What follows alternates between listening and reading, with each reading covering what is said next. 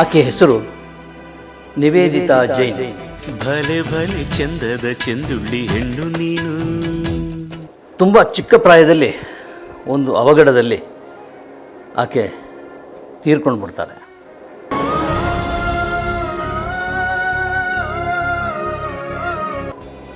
ನಿವೇದಿತಾ ಜೈನ್ ಸುರಸುಂದರಿ, ಅಪ್ರತಿಮ ಚೆಲುವೆ. ಬಹುಶಃ ಆಕೆ ಇರ್ತಿದ್ರೆ ಕನ್ನಡದಲ್ಲಿ ಬೇರೆ ನಟಿಯರಿಗೆ ಅವಕಾಶನೇ ಇರ್ತಿರಲಿಲ್ಲ.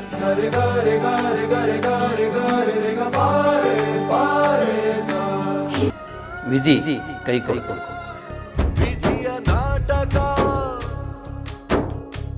24 ದಿವಸದಲ್ಲಿ ಆಕೆ ಅದೇ ರೀತಿ ಶವದ ರೀತಿ ಆಸ್ಪತ್ರೆಯಲ್ಲಿ ಮಲ್ಕೊಂಡಿದ್ರು. 25ನೇ ದಿವಸ ಶವವೇ ಆಗ.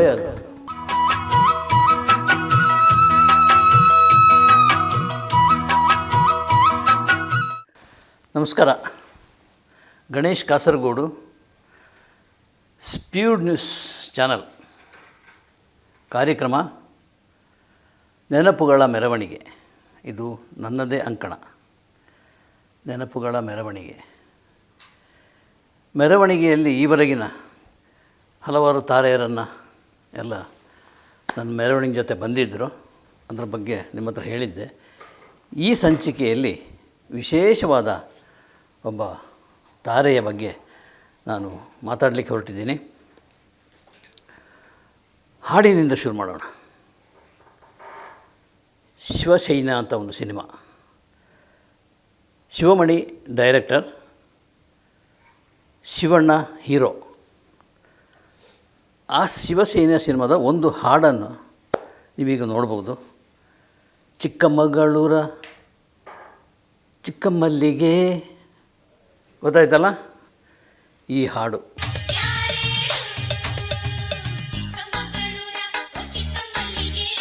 ಹಾಡಿನಲ್ಲಿ ಬಂದಂತಹ ನಾಯಕಿ. ಇನ್ನೊಂದು ಹಾಡು, ಇದು ಅಮೃತವರ್ಷಿಣಿ ಸಿನಿಮಾದ್ದು.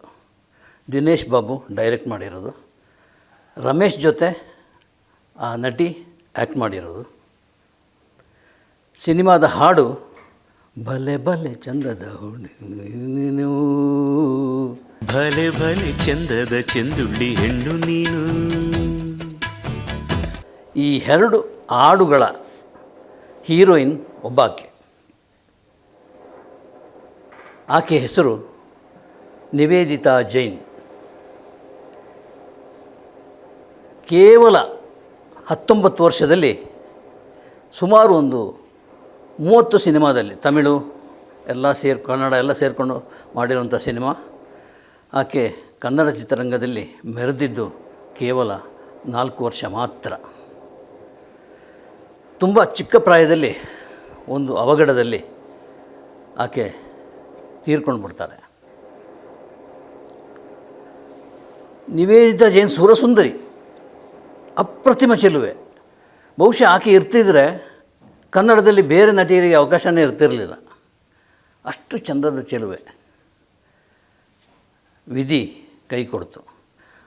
ಅದರ ಬಗ್ಗೆ ನಾನು ಹೇಳ್ತಾ ಹೋಗ್ತೀನಿ. ಅಪ್ರತಿಮ ಚೆಲುವೆ ಅಂತ ಹೇಳಿದೆ. ಆ ಅಪ್ರತಿಮ ಚೆಲುವೆಗೆ ಯಾರೇ ಆದರೂ ಕೂಡ ವಿರೂಪಗೊಂಡಂಥ ತಾರೆ ಆಗಿರಲಿ, ಸುಮಾರಾಗಿ ನೋಡಲಿಕ್ಕೆ ಚೆನ್ನಾಗಿರುವಂಥ ತಾರೆ ಆಗಲಿ, ಇನ್ನೂ ಚೆನ್ನಾಗಿ ಕಾಣಬೇಕು ಅಂತ ಮೇಕಪ್ ಮಾಡಿಸೋದಾಗಲಿ, ಇನ್ನೊಂದು ಮಾಡೋದಾಗಲಿ ಇದ್ದೇ ಇದೆ. ಆದರೆ ಈ ಚೆಲುವೆ ತನ್ನನ್ನು ತಾನು ವಿರೂಪಗೊಳಿಸ್ತಾರೆ. ನಂಬಲಿಕ್ಕಿಲ್ಲ ನೀವು. ನಮ್ಮ ಫೋಟೋಗ್ರಾಫರ್ ಮಿತ್ರ KM ವೀರೇಶ್ ಅವರನ್ನು ಕರೆಸಿ ಮುಖದೆಲ್ಲ ಚುಕ್ಕಿ ಇಟ್ಟು ವಿಕಾರ ಮಾಡಿ ಫೋಟೋ ತೆಗೆಸ್ತಾಳೆ. ಎಂಥ ವಿಚಿತ್ರ ಅಲ್ವಾ? ಸುಂದರಿಯಾಗಿದ್ದಾಕೆ ಆ ಸುಂದರತೆಯನ್ನು ಮರೆಮಾಚಿ ವಿಕಾರವಾಗಿ ಕಾಣುವಂಥ ಒಂದು ಮನಸ್ಥಿತಿ ಆಕೆಯದ್ದು, ನಿವೇದಿತಾ ಜೈನದ್ದು. ಆಕೆ ಮಾಡೆಲ್ ಆಗಿದ್ದವರು. ಮಾಡೆಲಿಂಗ್ನಿಂದ ಕನ್ನಡ ಚಿತ್ರರಂಗಕ್ಕೆ ಪ್ರವೇಶ ಮಾಡಿದವರು. ಮಾಡೆಲಿಂಗ್ ಏನೇನು ಬೇಕೋ ಅದೆಲ್ಲವನ್ನು ಸ್ಟಡಿ ಮಾಡಿಕೊಂಡು, ಕ್ಯಾಟ್ ವಾಕ್ ಮಾಡಿಕೊಂಡು ಹಲವಾರು ಸ್ಪರ್ಧೆಗಳಲ್ಲಿ ಭಾಗವಹಿಸಿ ಕನ್ನಡ ಚಿತ್ರರಂಗಕ್ಕೆ ಬಂದಂಥ ಒಬ್ಬ ನಟಿ ನಿವೇದಿತಾ ಜೈನ್. ಏನಪ್ಪ ಅಂದರೆ, ಇದೇ ನಮ್ಮ ಆಫೀಸ್ ಇರುವಂತಹ RR ನಗರದ ಒಂದು ರಸ್ತೆಯಲ್ಲಿ ಅವರ ಮನೆ ಇತ್ತು.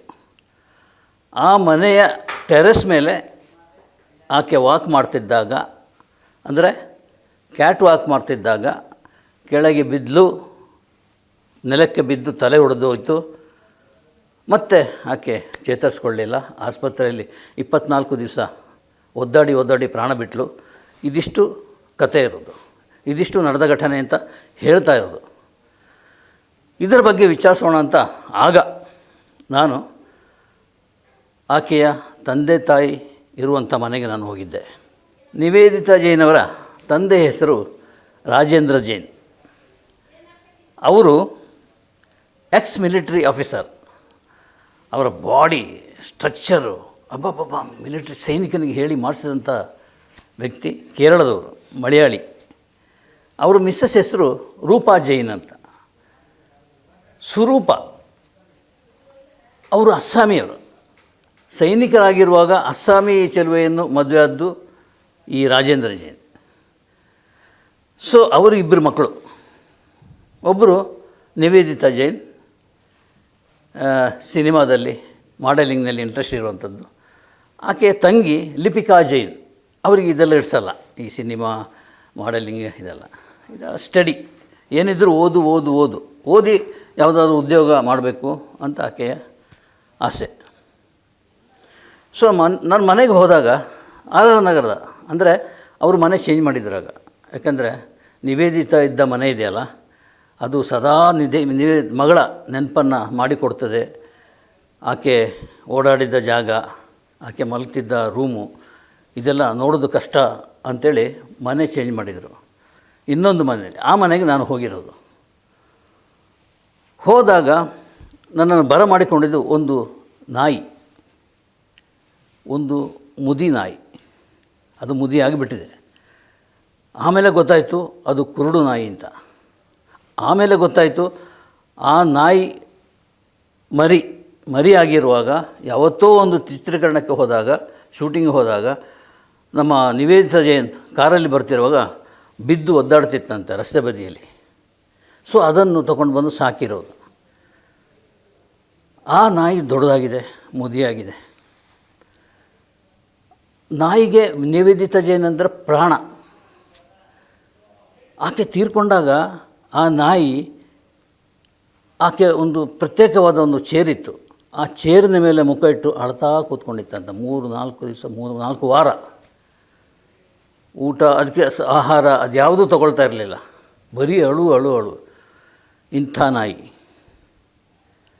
ಸೊ ಅವರ ತಂದೆ ತಾಯಿ ಬಗ್ಗೆ ಹೇಳ್ತೀನಿ. ತಾಯಿ ಹತ್ರ ನಾನು ಮಾತಾಡಿದೆ, ಏನಾಯಿತು ಅಂತೇಳಿ. ಏನಿಲ್ಲ ಸರ್, ಎಲ್ಲ ಹೇಳ್ತಾರೆ, ಏನೇನೋ ಬಾಯಿಗೆ ಬಂದಾಗೆಲ್ಲ ಮಾತಾಡ್ತಾರೆ, ಬಾಯಿಗೆ ಬಂದಾಗೆ ಬರೀತಾರೆ. ಅದು ಯಾವುದೂ ಅಲ್ಲ, ಅದೊಂದು ಆಕಸ್ಮಿಕನೋ, ಅದೊಂದು ಅಪಘಾತನೋ, ಅಥವಾ ಅದೊಂದು ಮರ್ಡರ್ ಅಂತೇಳಿ ಕೂಡ ಹೇಳ್ತಾ ಇದ್ದಾರೆ. ನಮಗೆ ಅದು ಯಾವುದು ಅಂತ ಅನಿಸಿಲ್ಲ. ನನಗೆ ಅದಕ್ಕೆ ಕಾರಣಗಳೇ ಈ ಕ್ಷಣದವರೆಗೆ ನನಗೆ ಗೊತ್ತಿಲ್ಲ ಹಾಗೆ ಏನಾಯಿತು ಅಂತೇಳಿ. ಆಮೇಲೆ ತಂದೆ ಮಾತಾಡ್ತಾರೆ. ಒಂದು ಫೋನ್ ಕಾಲ್ ಬಂದಿತ್ತು, ನಾನು ಎತ್ಕೊಂಡೆ. ಆ ಸಂಜೆ ಯಾವತ್ತು ಅಪಘಾತ ಆಯಿತು, ಯಾವತ್ತು ಆ ಟೆರೆಸಿಂದ ಬಿದ್ದರೋ ಆ ದಿನ ಸಂಜೆ ಒಂದು ಕಾಲ್ ಬಂದಿತ್ತು. ಆ ಕಾಲನ್ನು ನಾನು ಎತ್ಕೊಂಡೆ. ಕಟ್ಟಾಯಿತು. ಇನ್ನೊಂದು ಕಾಲ್ ಬಂತು ಅದೇ ನಂಬರಿಂದ, ಕಟ್ಟಾಯಿತು. 3ನೇ ಕಾಲ್ ಬಂದಾಗ ನಿವೇದಿತಾ ಜೈನ್ ಮಗಳು ಬಂದು ಆ ಫೋನು ಎತ್ಕೊಂಡು ಸೀದಾ ಟೆರೆಸಿಗೆ ಹೋದರು. ಟೆರೆಸಿಗೆ ಹೋಗ್ತಾ ಮಾತಾಡಿದ್ದು ನಮಗೆ ಕೇಳಿಸ್ತಾಯಿತ್ತು. ಯಾರ ಕಾಲು, ಯಾರು ಮಾತಾಡಿದ್ದು ಒಂದು ನಮಗೆ ಗೊತ್ತಾಗಲಿಲ್ಲ. ಆದರೆ ಒಂದಂತೂ ಸ್ಪಷ್ಟ, ಆಕೆ ತುಂಬ ಟೆನ್ಷನ್ನಲ್ಲಿಲ್ಲ. ಆ ಟೆನ್ಷನ್ನಿಂದಲೇ ಮಾತಾಡ್ತಾಯಿದ್ಲು. ಆ ಫೋನ್ ಮಾತಾಡ್ತಾ ಕ್ಯಾಟ್ ವಾಕ್, ಅಂದರೆ 1999ರಲ್ಲಿ ನಡೆಯುವಂಥ ಒಂದು ಸ್ಪರ್ಧೆಯಲ್ಲಿ, ಮಾಡೆಲಿಂಗ್ ಸ್ಪರ್ಧೆಯಲ್ಲಿ ಭಾಗವಹಿಸುವುದಕ್ಕಾಗಿ ಆಕೆ ಕ್ಯಾಟ್ ವಾಕ್ ಮಾಡ್ತಾಯಿದ್ಲು ಟೆರೆಸಲ್ಲಿ. ಯಾವಾಗಲೂ ಸಂಜೆ ಹೊತ್ತಿಗೆ ಮಾಡ್ತಾಯಿದ್ಲು, ಅಂದರೆ ಕತ್ತಲಿದ್ದಾಗ, ಇಲ್ಲಿಂದ ಲೈಟ್ ಅಷ್ಟೇ. ಆದರೆ ಅವತ್ತು ಕೂಡ ಅಷ್ಟೇ ಕ್ಯಾಟ್ ವಾಕ್ ಮಾಡ್ತಾಯಿದ್ರು. ಬಟ್ ಟೆನ್ಷನ್ ಇತ್ತು, ಏನು ಅಂತ ಗೊತ್ತಿಲ್ಲ.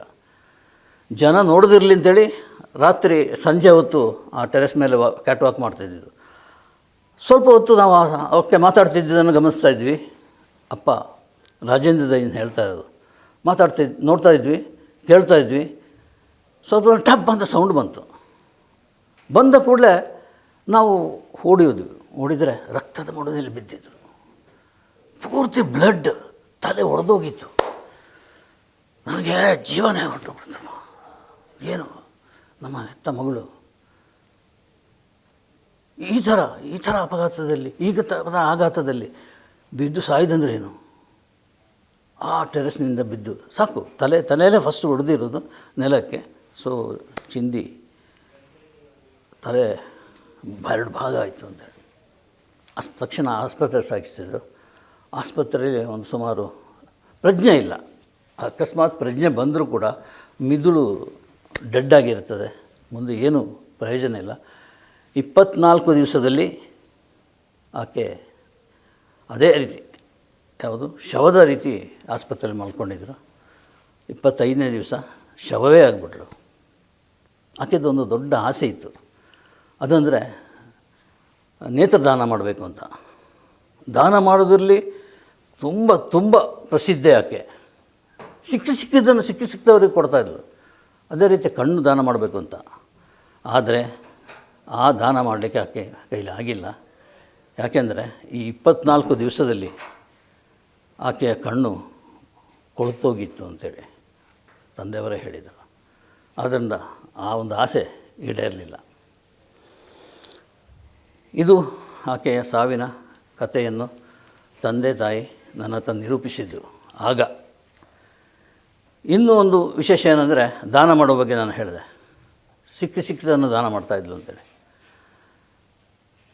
ಅಂದರೆ ತನಗೆ ಬಂದ ಪಾಲಲ್ಲಿ ಆಕೆ ಏನೇನು ಬರುತ್ತೋ, ಸಂಭಾವನೆ ಆಗಿರಲಿ ಇದರಲ್ಲಾಗಿರಲಿ, ಯಾರೋ ಕೊಟ್ಬಿಡೋದು, ಯಾರಿಗೋ ದಾನ ಮಾಡಿಬಿಡೋದು. ಇದು ಆಕೆಯ ಹವ್ಯಾಸ. ಆಮೇಲೆ ಒಂದು ಇರುವೆಗೂ ಕೂಡ ನೋವಾಗದಿದ್ದಾಗ ನೋಡ್ಕೊಂಡವಳು. ದಾರಿಯಲ್ಲಿ ಹೋಗ್ತಿರೋ ಒಂದು ಇರುವೆ ಕಂಡ್ರೆ ಕಾಲು ಆಚೆ ಹಾಕಿ ದಾಟಿ ಹೋಗ್ತಾಯಿದ್ದ ನಿವೇದಿತಾ ಜೈನ್. ಅಂಥವಳು ತನ್ನನ್ನು ತಾನು ಕೊಲ್ಲಲಿಕ್ಕೆ ಸಾಧ್ಯನಾ ಅಂತ ತಂದೆಯ ಪ್ರಶ್ನೆ, ರಾಜೇಂದ್ರ ಕುಮಾರ್ ಪ್ರಶ್ನೆ. ತನ್ನನ್ನು ತಾನು ಕೊಲ್ಲುವಷ್ಟು ಹಿಂಸೆ ಆಕೆ ಅನುಭವಿಸಲಿಕ್ಕೆ ಸಾಧ್ಯನಾ ಅಂದರೆ ಅದರ ಅರ್ಥ ಏನು? ಅಂದರೆ ಯಾರೋ ಮಾಡಿದ್ದಾರೆ ಅಂತೇಳೋ, ಅಥವಾ ಅಕಸ್ಮಾತ್ ಬಿದ್ದು ಅಂತೇಳೋ, ಆತ್ಮಹತ್ಯೆ ಅಂತೂ ಅಲ್ಲ ಎನ್ನುವುದು ರಾಜೇಂದ್ರ ಜೈನ್ ಅವರ ಅನಿಸಿಕೆ. ಆಕೆ ಎಂಥ ದಾನಿ ಅಂದರೆ, ಸಣ್ಣದಿರುವ ಮನೆಯಲ್ಲಿ ಈ ಬಲೂನ್ ಮಾರ್ಕೊಂಡು ಹೋಗ್ತಾರಲ್ಲ ಮನೆ ಮುಂದೆ ರಸ್ತೆಯಲ್ಲಿ, ಅವ್ರನ್ನ ಕರೆದು ಒಂದು 10-20 ಬಲೂನ್ ಪರ್ಚೇಸ್ ಮಾಡ್ತಾಯಿದ್ಲು. ಅದು ತನಗಾಗಿ ಅಲ್ಲ, ಆ ಬೀದಿಯ ಎಲ್ಲ ಮಕ್ಕಳಿಗಾಗಿ. ಪ್ರತಿಯೊಬ್ಬರನ್ನು ಮಕ್ಕಳನ್ನು ಕರೆದು ಒಂದೊಂದು ಬಲೂನನ್ನು ಕೊಡ್ತಾಯಿದ್ರು. ಇದು ಆಕೆ ನಡ್ಸ್ಕೊಂಡು ಬಂದಂಥ ರೀತಿ. ಅಂಥ ನಿವೇದಿತಾ ಜೈನ್ಗೆ ಕೆಲವೊಂದು ವಿವಾದಗಳ ತನ್ನಷ್ಟಕ್ಕೆ ತಾನೇ ಅಂಟಿಕೊಳ್ತು. ಅದಕ್ಕೆ ಆಕೆ ಕಾರಣ ಅಲ್ಲದಿದ್ದರೂ ಕೂಡ, ಕುಟುಂಬ ಕಾರಣ ಅಲ್ಲದಿದ್ದರೂ ಕೂಡ ಆಟೋಮೆಟಿಕ್ಕಾಗಿ ವಿವಾದ ಬಂದೇ ಬಂತು. ಒಂದು ಸ್ಟಾರ್ಡಸ್ಟ್ ಪಾರ್ಟಿಯಲ್ಲಿ ಒಂದು ಪಾರ್ಟಿ ನಡೀತು. ಅಲ್ಲಿ ಥಮ್ಸಪ್ ಹಿಡಿದು ಕುಡಿತಾ ಇದ್ದರೆ ಅದನ್ನೇ ನಿವೇದಿತಾ ಜೈನ್ ರಮ್ ಕುಡಿತಾ ಇದ್ದಾಳೆ ಅಂತ ದೊಡ್ಡದಾಗಿ ಅಪಪ್ರಚಾರ ಮಾಡಿದರು. ಇದು ಆಕೆಗೆ ದೊಡ್ಡ ಆಘಾತ ತಂದುಕೊಡ್ತು. ಇಂಥ ಆ್ಯಂಟಿ ವಿರುದ್ಧವಾಗಿ ನಿವೇದಿತಾ ಅವರ ಏಳಿಗೆ ಸಹಿಸದವರು ಮಾಡಿದ್ದೋ, ಅಥವಾ ಅಸೂಯಿಂದ ಮಾಡಿದ್ದೋ, ಅಥವಾ ಒಂದು ನ್ಯೂಸ್ ಇರಲಿ ಅಂತ ಬರೆದಿದ್ದೋ ತೋರಿಸಿದ್ದೋ, ಹೀಗೆ ಒಂದು ಹೆಣ್ಮಗಳಿಗೆ ಅವಮಾನ ಆಗುವ ಹಾಗೆ, ನೋವು ಆಗುವ ಹಾಗೆ ಇಂಥ ಒಂದು ಸುದ್ದಿ ಪ್ರಚಾರಕ್ಕೆ ಬಂತು. ಒಂದು ನಿಮಗೆ ತಮಿಳುನಾಡಿನಲ್ಲಿ ಖುಷ್ಬು ಗೊತ್ತಲ್ಲ, ನಟಿ, ಆಕೆಗೆ ಅವನ ದೊಡ್ಡ ಅಭಿಮಾನಿ ಒಂದು ದೇವಸ್ಥಾನ ಕಟ್ತಾರೆ. ದೇವಸ್ಥಾನ ಕಟ್ಟಿ ಪ್ರತಿ ಬೆಳಗ್ಗೆ ಮತ್ತು ಸಂಜೆ ಪೂಜೆ ಮಾಡ್ತಾನೆ ಅವನು. ಅವಳ ಸ್ಟ್ಯಾಚ್ಯೂ ಇಟ್ಟರು. ಅದು ಈಗ ಇದೆಯಲ್ವ ಅಂತ ಗೊತ್ತಿಲ್ಲ, ಬಟ್ ಇದು ನಡೆದಿರೋದು ಚೆನ್ನೈನೆಲ್ಲ ತಮಿಳ್ನಾಡಿನಲ್ಲಿ ಒಟ್ಟಾರೆ ಯಾವುದೋ ಒಂದು ಜಿಲ್ಲೆ ಇರ್ಬೋದು. ಅಲ್ಲಿ ಪೂಜೆ ಮಾಡ್ತಾರೆ. ಅಷ್ಟೊಂದು ಅಭಿಮಾನಿ, ಅಷ್ಟೊಂದು ದೊಡ್ಡ ಅಭಿಮಾನಿ. ಅಂಥ ಒಬ್ಬ ಅಭಿಮಾನಿ ನಮ್ಮ ಬೆಂಗಳೂರಿನಲ್ಲಿದ್ದ. ಆತನ ಹೆಸರು ರವಿ ಅಂತ. ಆ ರವಿ ನಿವೇದಿತಾ ಜೈನ್ ಅವರ ದಾನ ಮಾಡುವಂಥ ಈ ಗುಣವನ್ನು ಕಂಡು ದೇವತೆ ಆಕೆ ದೇವರಿಗೆ ಕಳಿಸಿದ ಹೆಣ್ಣುಮಗಳು. ಸೊ ಅವಳಿಗೆ ಒಂದು ಇದು ಬದುಕಿರುವಾಗಲೇ ಅವಳಿಗೊಂದು ದೇವಸ್ಥಾನ ಕಟ್ತೀನಿ. ಕಟ್ಟಿ ಅದು ಇಲ್ಲೇ ನಮ್ಮ ಬ್ಯಾಂಕ್ ಕಾಲೋನಿ ಅಥವಾ ಶ್ರೀನಿವಾಸ ನಗರದ ಮಧ್ಯದ ಒಂದು ಜಾಗದಲ್ಲಿ ಒಂದು ಸ್ಟ್ಯಾಚ್ಯೂ ಇಟ್ಟು ಅದನ್ನು ಪೂಜೆ ಮಾಡ್ತೀನಿ. ಎಲ್ಲಿ ನೀವು ಖುಷ್ಬೂದು ಏನು ಮಾಡ್ತಾಯಿದ್ರು ಅಭಿಮಾನಿ, ಸೇಮ್ ಈ ರವಿ ಎಂಬ ಆಸಾಮಿ ಕೂಡ ಪೂಜೆ ಮಾಡಲಿಕ್ಕೆ ಹೊರಟ. ಈ ಸುದ್ದಿ ಪತ್ರಿಕೆಯಲ್ಲಿ ಬಂದ್ಬಿಡ್ತು. ತಕ್ಷಣ ಅಲರ್ಟ್ ಆದ ನಿವೇದಿತಾ ಜೈನ್ ಆತನನ್ನು ಕಾಂಟ್ಯಾಕ್ಟ್ ಮಾಡಿ, ನೋಡಯ್ಯ, ನೀನು ಪೂಜೆ ಮಾಡುವಂಥದ್ದು ನಾನು ಏನೂ ಮಾಡಿಲ್ಲ, ಅಷ್ಟು ದೊಡ್ಡ ವ್ಯಕ್ತಿಯಲ್ಲ, ದೇವರ ಸ್ಥಾನ ನೀನು ಇಲ್ಲಿಟ್ಟುಕೋ, ಆದರೆ ಸಾರ್ವಜನಿಕವಾಗಿ ನನ್ನನ್ನು ಯಾವುದು ಸ್ಟ್ಯಾಚ್ಯೂ ಮಾಡಿ ಪೂಜೆ ಮಾಡೋದು ಇದೆಲ್ಲ ನನಗಿಷ್ಟ ಇಲ್ಲ. ನಿನಗೆ ಸಾಧ್ಯ ಆದರೆ ಇದರ ಬದಲು ನನ್ನ ಹೆಸರಿನಲ್ಲಿ ಎಲ್ಲಿಗಾದರೂ ದಾನ ಮಾಡು, ಊಟ ಹಾಕು, ಒಂದು ಐ ಕ್ಯಾಂಪ್ ಮಾಡು, ಅಥವಾ ರಕ್ತ ದಾನ ಶಿಬಿರ ಅಂತ ಅಲ್ಲಿ ಮಾಡು. ಇಂಥದ್ದೇನಾದರೂ ಮಾಡಿದ್ರೆ ನನಗೆ ತುಂಬ ಖುಷಿ ಆಗುತ್ತೆ. ಇದರ ಹೊರತಾಗಿ ಯಾವ ಕಾರಣಕ್ಕೂ ಸ್ಟ್ಯಾಚ್ಯೂ ನಿಲ್ಲಿಸಿ ಪೂಜೆ ಮಾಡುವಂಥ ನಿನ್ನ ಕಲ್ಪನೆ ಏನಿದೆಯೋ ಅದನ್ನು ಮಾಡಲಿಕ್ಕೆ ಹೋಗಬೇಡ ಅಂತ ಹೇಳಿದ ಮೇಲೆ ಆತ ಅದನ್ನು ಕೈಬಿಟ್ಟ. ಹಾಗಾಗಿ ಬೆಂಗಳೂರಿನಲ್ಲಿ ನಿವೇದಿತಾ ಜೈನ್ ಅವರ ಒಂದು ಸ್ಟ್ಯಾಚ್ಯೂ ಆಗುವ ಒಂದು ಅವಕಾಶ ತಪ್ಪಿತು. ನೋಡಿ, ಕನ್ನಡ ಚಿತ್ರರಂಗದಲ್ಲಿ ಇಂಥ ಸ್ಟ್ಯಾಚ್ಯೂ ಮಾಡಿ ಪೂಜೆ ಮಾಡಬೇಕು ಅಂತ ಬೇರೆ ಯಾವ ನಟಿ ಇದ್ರು ಹೇಳಿ? ಯಾರೂ ಇಲ್ಲ. ಇಂಥ ನಿವೇದಿತಾ ಜೈನ್ ಅವರ ಬಗ್ಗೆ ನಮ್ಮ ಅಮೃತವರ್ಷಿಣಿ ಡೈರೆಕ್ಟರ್ ದಿನೇಶ್ ಬಾಬು ಅವರು ಕೆಲವೊಂದು ಮಾತಾಡಿದ್ದಾರೆ. ಆ ಟೈಮಿಗೆ ಹೇಗಿದ್ದರು ನಿವೇದಿತಾ ಜೈನ್ ಅಂತೇಳಿ. ಅದರ ಆಡಿಯೋವನ್ನು ನೀವು ಕೇಳ್ಬೋದು, ಕೇಳ್ಕೊಳ್ಳಿ. ಸೆಟ್ನಲ್ಲಿ ಹೇಗಿದ್ಲು? ಯಾರು ಆ ಹುಡುಗಿಯ? ಹೌದೌದು. ಅಯ್ಯೋ, ತುಂಬಾ ತುಂಬಾ ಕೋಆಪರೇಟಿವ್, ಏನು ಪ್ರಾಬ್ಲಮ್ ಇಲ್ಲ, ವೆಲ್ ಬಿಹೇವ್ಡ್, ಏನು ಪ್ರಾಬ್ಲಮ್. Okay okay. ಒಂದು ಹಾಡು ಮಾತ್ರ ಅಲ್ಲ? ಅಷ್ಟೇ. Okay okay. ಅದು ಒಂದು ಹಾಡಿನಲ್ಲಿ ಮಾಡ್ಲಿಕ್ಕೆ ಕರೆದಾಗ ಒಪ್ಕೊಂಡ್ಲ? ಹಾ, ಏನು ಪ್ರಾಬ್ಲಮ್ ಇಲ್ಲ. ಒಂದು ಸೀನು ಇತ್ತಲ್ಲ, ಹೌದೌದು, ಒಂದು ಫ್ಲಾಶ್, ಒಂದು ಕ್ಯಾರೆಕ್ಟರ್, ಪಕ್ಕಾ ಕ್ಯಾರೆಕ್ಟರ್. ನಂಬರ್ ಆಫ್ ಸೀನ್ಸ್ ಕಡಿಮೆ ಆದ್ರೂ ಕೂಡ ಕ್ಯಾರೆಕ್ಟರ್ ಇತ್ತಲ್ಲ. ಹೌದು. ಸೊ ಅದಕ್ಕೆ ಅವಳು ಒಪ್ಕೊಂಡ್ಳು. ಎಸ್.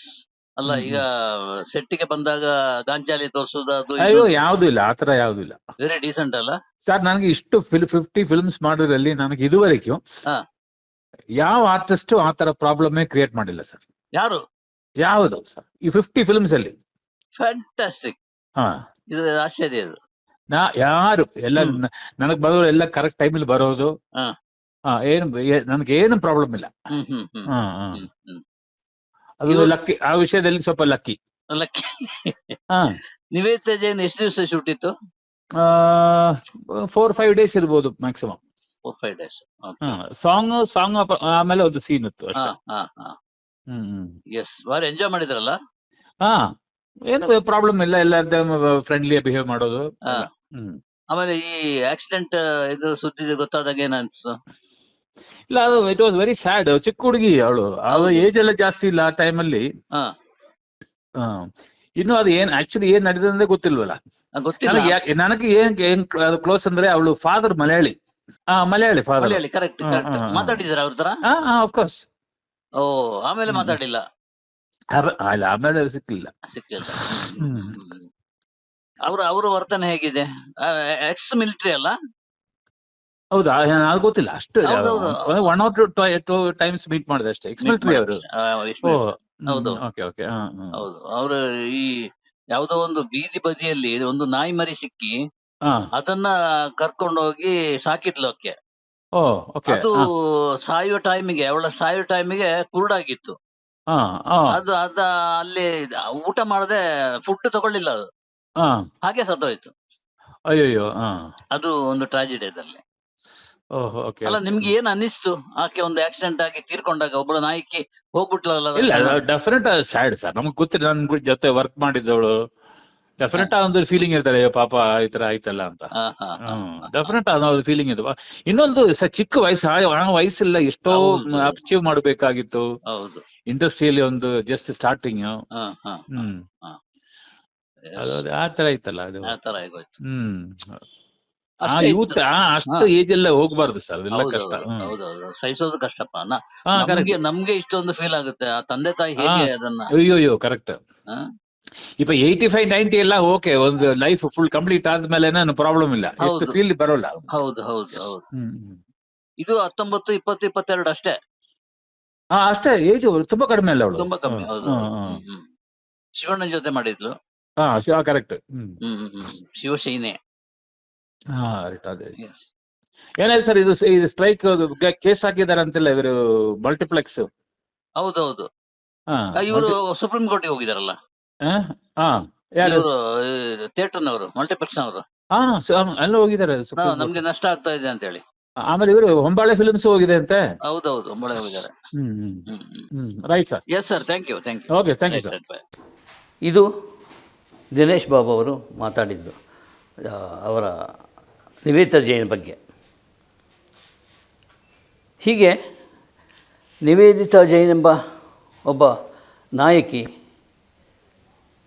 ಕನ್ನಡ ಚಿತ್ರರಂಗದಲ್ಲಿ ಬಂದಿದ್ಲು, 4 ವರ್ಷ ಆಳಿದ್ಲು. ಆ 4 ವರ್ಷ ಅಲ್ಲದಿದ್ದರೆ 40 ವರ್ಷ ಆಗಿರ್ತಿದ್ರೆ ಕನ್ನಡದಲ್ಲಿ ಮತ್ತೊಬ್ಬ ನಾಯಕಿ ಈ ಮಟ್ಟಕ್ಕೆ ಹೇರಲಿಕ್ಕೆ ಸಾಧ್ಯನೇ ಇರ್ತಿರಲಿಲ್ಲ. ಅಂಥ ನಿವೇದಿತಾ ಜೈನ್ ಈಗ ಇಲ್ಲ. 27 ವರ್ಷಗಳ ಹಿಂದೆ ಆಕೆ ತೀರ್ಕೊಂಡಿದ್ದು.